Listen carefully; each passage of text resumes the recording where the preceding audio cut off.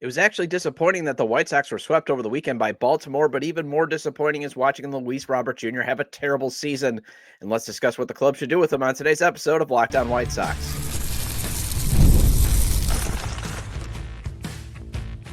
You are Locked On White Sox, your daily Chicago White Sox podcast. Part of the Locked On Podcast Network, your team every day.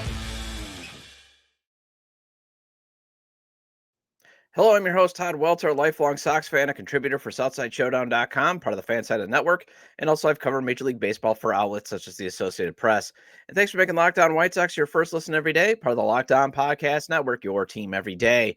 Make sure to hit the like button on today's episode. Subscribe to the YouTube channel at Locked On White Sox if you've not done so already, and also follow or subscribe to the show wherever you get your podcasts. Well, let's lead off the show with Luis Robert Jr. crossing over into having a bad season. What should the team do with him moving forward? Then I do want to address why it was disappointing the White Sox were swept by Baltimore, and it involves reverting back to being a get-right team and the chance for a potential long losing streak looming. And it's Monday, so let's finish up the show with a Minor League Monday report.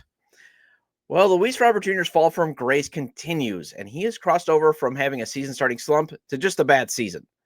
Because at some point in the calendar, you just have to realize, you know what, it's not a bad start to the season. And I usually put it after Memorial Day, especially after June. Now, is it possible to just have 2 bad months? Sure. But usually if have 2 bad months to start the season, it's pretty much a preview of this is going to be a long, rough year. I mean, look at, again, Andrew Vaughn last year, for example. Got off to 2 terrible months, had a decent June, bad July, strong August, bad September. And now look at where he's at. Not many people have a season like what Andrew Benintendi had, where he was statistically one of the worst hitters in baseball and then made a slight adjustment in the second half of the season and actually ended up finishing strong. Usually this is a bad season, and Luis Robert Jr. is a shell of himself, especially since that hip injury he suffered last season cost him almost 2 months of that season too. The hip injury that basically took him out for 60 days. And since returning from that adductor injury, according to StatMuse, LRJ is hitting .209 with just 17 home runs. Think about that. That guy, this is the guy that hit .268. I believe it was .268, just off the top of my head. And 38 home runs in 2023.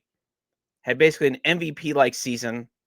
Probably could have won the MVP had Shohei Ohtani not been in the American League and the White Sox not lost 100 games.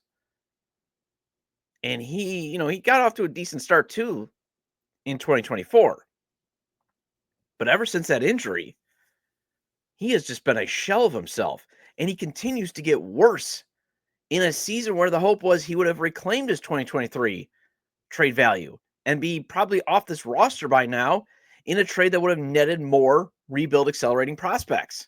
And at this point, you're hoping just for a Trey Mago-like return at the deadline because Luis Robert Jr. is lost. And I don't even think he's lost. He's broken. He's beyond repair. I mean, dare I say it? Finished with the White Sox. I believe he's finished. We all kind of knew he was done. That this was going to be his last season. And everydayers have heard me discuss why. And I've done episodes in the past of why Luis Robert Jr. has to be traded. But I think he's finished just as soon as Chris Getz wakes up and realizes he isn't going to get a lot of value for him. The 2023 Luis Robert Jr. is never coming back. As Chris Getz kept saying in the offseason, we just got to get him healthy. Got to get him back to, we believe the great Luis Robert is there. No, he's not. He's done. He's finished. He needs to get out of here.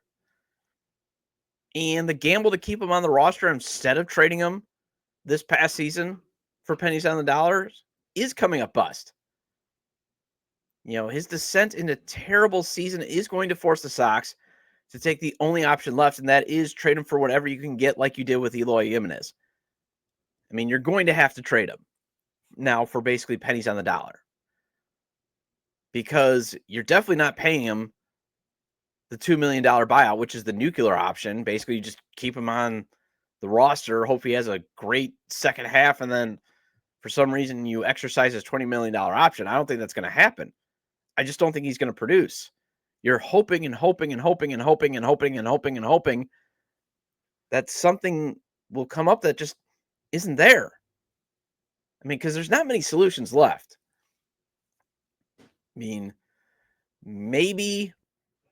No, I will say this. I think maybe he gets something a little bit better than what the White Sox got in the Eloy Jimenez deal, because he can still help a team defensively and he can be disruptive on the base pass, where Eloy was Baltimore just saying like, hey, this is a low cost power option that maybe if we can make a few swing tinkerings, he could give us some pop in the lineup. Didn't happen. But I don't think you can get much, for him beyond maybe, maybe you're going to get 2 prospects, but it's not going to be 2 top 5 prospects like you were demanding in the offseason. And when you're talking about being disruptive on the base pass, that's even when he can get on the base passes. He's even regressed in that area in May. He went from drawing 16 walks in April and looking much more patient at the plate to only taking 6 free passes in May. His slash line in May was 195, 245, 276 with 1 home run. His WRC plus in May was 45. That's regression because he posted at least, and again, still not great, still below league average, but he posted a 71 in March and April. I mean, basically the only value he has at the plate right now is he's, facing lefties. Has a 273 average with an 816 OPS and 133 WRC plus against left-handed pitching. But he's worthless against righties right now. 154 average, 483 OPS. So basically, you got a trade asset that all you can sell is well, he can hit lefties, steal bases the rare time he gets on base. Has he's got that defensive range in center. That nets you basically a role player type prospect. Although right now, in terms of his defensive range, not great, Bob. -1 DRS, 0 outs above average. And he went 0 for 10 in this series against Baltimore. The worst pitching staff in baseball, and he struck out 6 times. He had 1 decent at-bat on Saturday in the 9th, where he did draw a walk to keep the rally going, and that was a fine at-bat. That's, again, the pros and cons of Luis Robert Jr. this season. They're asking him to be a little bit more patient at the plate, maybe draw a few more walks, and he did that. But on the downside, you can tell it's created just a ton of confusion in his head. Because otherwise, he's an automatic out. And he's been so bad that Will Venable hit him 7th in the lineup yesterday. And the solutions, not so great. Because again, if you are in June hitting under 200, it's probably a bad season. I mean, I know former host of this show, Sean Anderson, now host of the CHGO White Sox podcast, he's been suggesting just get him an eye test. And I get his hypothesis because all the data, and if you look at like the sabermetrics data, suggests he's not hurt. And even the tape, if you watch the games, appears fine. So maybe he's just not seeing the ball well. But if a pair of glasses is all he needs, and the White Sox haven't recognized that by now, you really have to question the medical staff. The other option being floated out by my guy Gonzo of the Blackout Show is, we'll just send him to Arizona for a quick swing school session like they did with Colson Montgomery. Now, for those that are going to then jump into the comments and say, well, just demote him to the minors like Vaughn, you can't. He doesn't have any options. So that means you would have to DFA him. And if you put him on waivers, don't think for a second that the Dodgers just wouldn't assume his salary to play center, knowing most guys bounce back once they leave the South Side. You try to get him to the minors. There's a potential path because of his salary, but I doubt you're going to get him through because, again, I could see the Dodgers being like, hey, we need help in center field. We have no problem paying that for, guys. They have no problem paying a prorated $15 million for a backup center fielder. But maybe those sore knees that's required him some days off means an IL stint. And he goes and gets treatment in Glendale. That could be it. That's maybe how you sneak him down to Arizona to go work with Ryan Fuller. I know Chorizy from the 108 suggested maybe you get Luis Robert Jr. to realize he's close to losing out on $40 million. The two $20 million club options. Maybe you sign him to a more team-friendly extension. Live with his slumps at the plate, but know that you got a decent value player in center field in terms of fielding and on the base pass. I like the suggestion. I just don't think Scott Boras will do that. So the only solution left is just tell him, go back to just being the reckless swinger at the plate. Just go back to being you in the hopes that maybe he gets on another little small hot streak like he was in April and early May. And then you just dump him. Stop thinking he's going to bring back this major haul to help the rebuild. It's over. The gamble has been lost. It was worth it, but he has not rediscovered himself. And in hindsight, being 2020, they actually should have traded him in the offseason of 2023. Chris Getz should have been empowered to do the full-on rebuild at that point. But whether it's injuries, whether it's losing, or heaven forbid, the manager and coaching staff actually ask him to have a game plan at the plate, he's done. It's time to move on from the last remaining piece of a failed rebuild. And sometimes even then, just moving on provides some value in that, hey, you've just cut your losses. You're moving on to the next one. All right, well, I talked about it on Friday's show, how it would have been nice to make a statement and take 2 of 3 from the Baltimore Orioles. Instead, the Orioles got right as the White Sox offense was very disappointing in the series sweep. And let's discuss more after the break.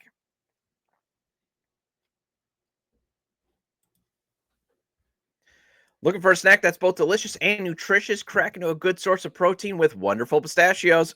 Wonderful Pistachios is one of the highest protein nuts. Each 1-ounce serving has 6 grams of protein, giving you over 10% of your daily value. Plus, they're packed with fiber and better-for-you unsaturated fats to help keep you feeling fuller longer. And I'm a huge fan of the no-shells variety. My go-to flavors are the roasted and salted or the honey roasted. I love the roasted and salted because it has that excellent roasted flavor, and it's the right blend of salt that you don't need to chug a gallon of water after consuming a handful of them. And the honey roasted, talk about an explosion of honey goodness. And if you love cracking open every shell for that satisfying crunch, the in-shell options are a classic favorite. Wonderful Pistachios is a complete protein, providing all 9 essential amino acids.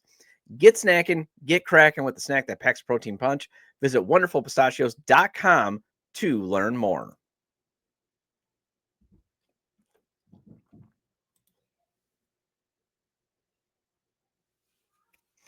Welcome back to Locked On White Sox. I'm your host, Todd Welter. Again, make sure to hit the like button on today's episode and subscribe to the YouTube channel at Locked On White Sox if you've not done so already. And if you can't catch the show on YouTube, Locked On White Sox is available on all major podcast platforms. So make sure to follow or subscribe on places such as Apple or Spotify. Either way, get your 30-minute fix of Chicago White Sox baseball venting with me. All right, so one thing I was hoping the White Sox do this season is shed being a get-right team. I believe that was one of the criteria that I established for how do you measure some success this season. I'm sure every Daters you would remember. With the Orioles pitching on the struggle bus, it would have been nice for the White Sox to not cure what ailed them. Now, although to be fair, Zach Eflin and Charlie Morton, they have been actually pitching better than what their numbers suggest. But still, they were not at the point where they should have dominated your lineup. And that happened. That happened big time this series. I mean, both of those starters allowed 0 runs. I mean, Charlie Morton, who's a year younger than me. I mean, he's in his 40s. He was out there looking vintage. The Sox offense just mustered 5 runs. 5. That's it. And that's a get right, folks. For an Orioles pitching staff, that was the absolute weakness that was keeping the Orioles at the bottom of the AL East. The White Sox provided the cure. And now it wouldn't shock me if the Orioles go on a little mini run. I don't know if they can get back in the race, but it wouldn't surprise me if they definitely move up the Tankathon standings, meaning they're not with the White Sox in the top 5. I mean, the Orioles came into this series second to last in team ERA. They moved up to 3rd worst. And that is disappointing because, again, I've been preaching. You know what I've been preaching. about wins and losses. But you did want to see some progress in the grand scheme of things.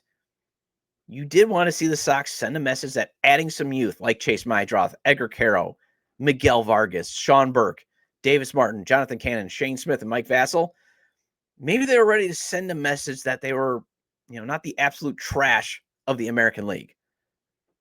But nope, still ways to go. Because the other thing that gets me a little worried now is this series sweep comes at an absolutely terrible time in the schedule. Although the other reason why you're just disappointed too is pitching wasn't the problem. The bullpen wasn't the problem. Sox allowed 9 total runs. Sean Burke was pretty good on Friday. Davis Martin had a few hiccups, but provided good length. Adrian Hauser, yes, he got hit early yesterday. I think it was 8 of the 9 first Orioles hitters not only got on base or at least put the ball in play, but they put the ball in play hard. So they were squaring him up pretty good, but he still limited the damage. I mean, I think the one thing I will say when it comes to the sabermetrics or like, hey, did he hit the ball hard? I think the one thing we kind of look at is we don't look at the end result. We look at, he got hit hard or the peripherals. And you're right, they could be the sign, they could be storm clouds are coming. But if the results are they still didn't get any runs or it was very limited, that's what pitchers technically have to do. Nobody's perfect out there. I mean, nobody's throwing perfect games every day. And Adrian Hauser, he's not going to throw a shutout every game.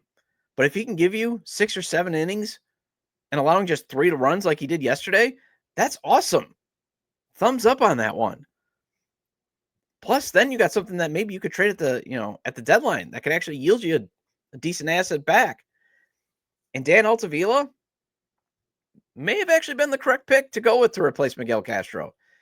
As while he was a bit wild on Saturday, stuff still looked really good. And he had that ball dancing out there. He's got some velo. And I was impressed with the veteran. And again, was sometimes process over results is a thing. But sometimes just the results you live with too, because yes, I am a bit worried that only 7 of his 18 pitches on Saturday were strikes. But at the end of the day, limited the damage. And that's all you can ask a pitcher, because if they don't have their best stuff, now if it consistently gets worse and then he gets tattooed, then we got a problem. But the pitching wasn't the problem. And heck, Baltimore's defense, not great. And if the Sox were a better team, they probably likely would have won the series. That's another reason why they've got a long way to go. That talent deficiency was on display. About the only player that had a really great series was Mike Tauchman. I mean, he definitely built up the trade value. Right now, he's probably now your most valuable trade piece that you got. And if you can get a decent prospect, heck, if you can even get a Drew Baker back for him, trade him. As much as I would love the idea of the White Sox having a potential potent lineup like they showed last Wednesday, and that I discussed on last Thursday's episode that everydayers have heard, it's 3 days against Baltimore, against one of the worst pitching staffs, showed it ain't happening. Miguel Vargas had a little bit of a regression. And now you got a tough stretch of schedule coming up with the Tigers in for 4, and then the Royals. 2 division foes that keep finding ways to beat Chicago. And they beat them, when they faced off at their home parks. And 2 teams that the White Sox have struggled to beat for a while. And think about this too. Detroit is the best team in the American League. And the Royals are just a matchup nightmare for the Sox, especially with Bobby Witt Jr. just absolutely owning them. So even though it's early June, don't think for a second that the Tigers and Royals know that getting wins over the Sox helps their postseason chances. Don't think for a second that they're not going to let up and be like, we can play with one arm time behind our back. Although the one thing working in the White Sox favor is you at least are playing at Rate Field, where the Sox have won 12 of their last 18 games. The Sox have 12 of their 18 wins. And the White Sox do seem more comfortable at home than on the road. Sox have just 6 home road victories. And you also avoid Tariq Skubal, as he's going to go on Friday against the Cubs. but you do have to face Chris Bubik of the Royals and Michael Wacha. Waka. So the reason why I bring this up is one thing that you would also like to see in the grand scheme of things is the White Sox avoid these massive double-digit losing streaks. So the moment to meet is, can this team avoid turning this losing streak from a 3-game skid to just like that, a 10-game skid? That's a test they have to pass. It's a very low bar to clear, but there's a potential that this could go from 3 to 10. That's what's got me worried. And the one thing you want to see this season is just avoid those double-digit losing streaks. Well, it's Monday. Let's do a minor league report where Noah Schultz has bounced back nicely, but Braden Montgomery is struggling. And how's Andrew Vaughn doing at Charlotte to rebuild himself as a viable big league player? And let's discuss that next on Locked On White Sox.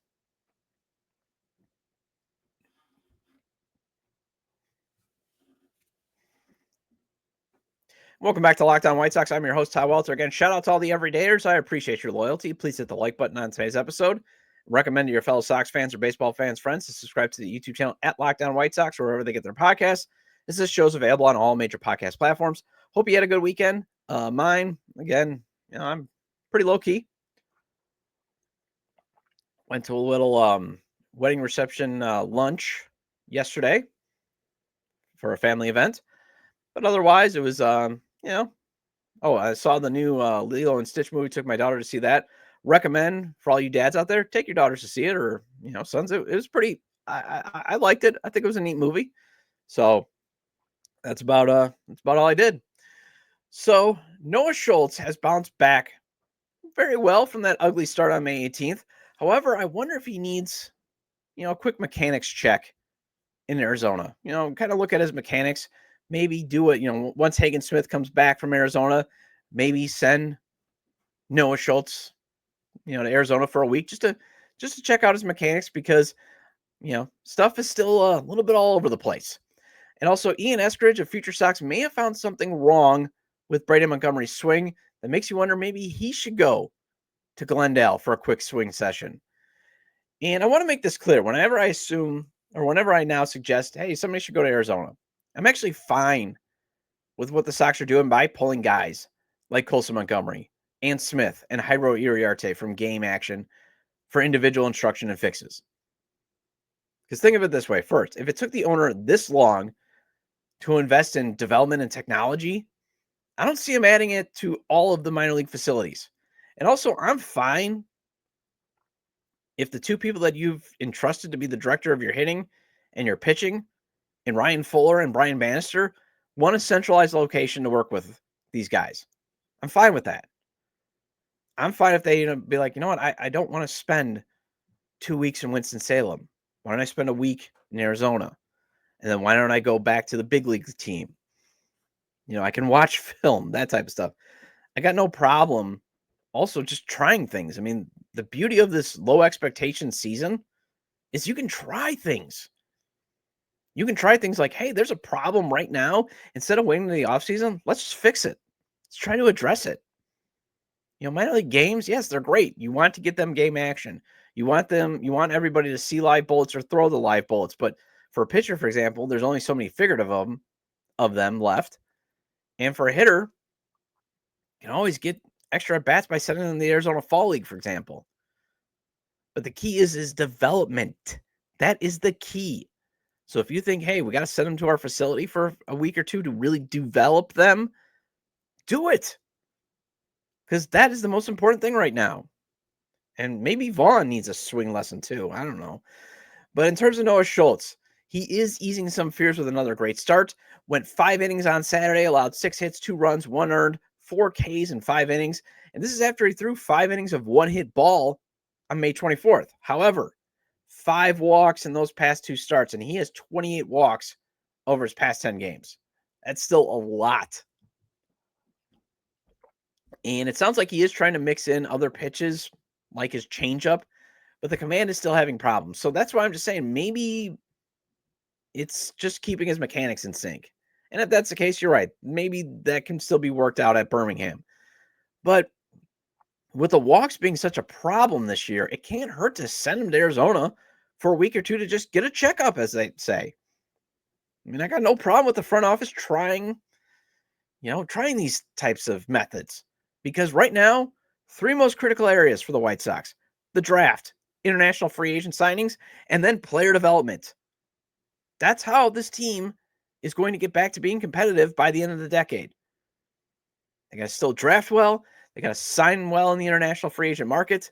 And then they got to develop these guys.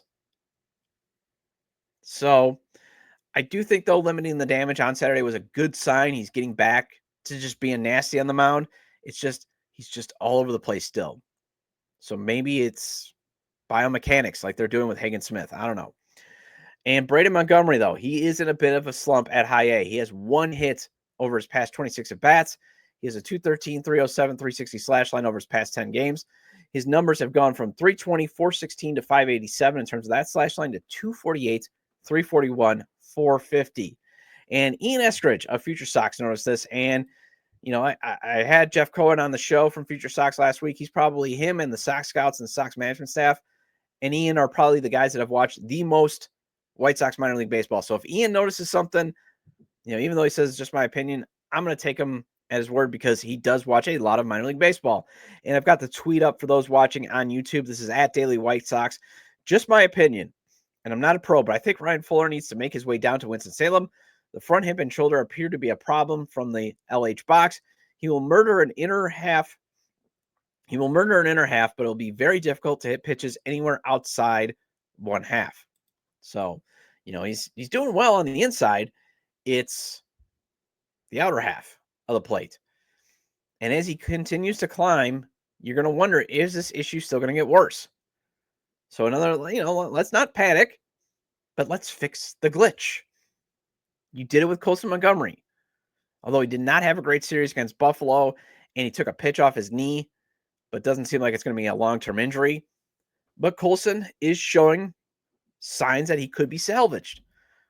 So if you've already found a way that, hey, we can fix things, we can fix the glitch, why not see if fixing the small problem with a quick session or 2 in Arizona can probably help your most valuable hitting prospect in Braden Montgomery. He is your most valuable hitting prospect right now.